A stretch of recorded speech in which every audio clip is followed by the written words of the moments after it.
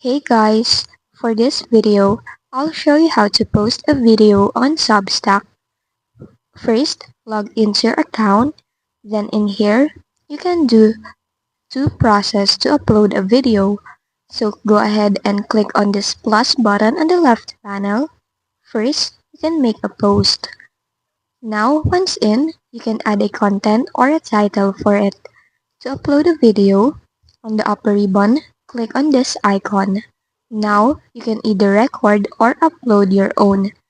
Then for here, select your video. Just wait for it to process your media. Once done, go and insert it. And there you have it. Now you can click continue on the top right so that you will be able to post it. And click send to everyone. Now, for the second option, go back to your home or dashboard. Then here, click again on the plus sign button, and this time choose video. Here you can also record or select a file. So go and upload your video.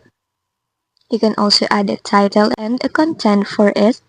Now, once done, you can now click on continue. Then here, you can also upload it or send it to everyone. And that's just basically it. That's how you post a video on Substack.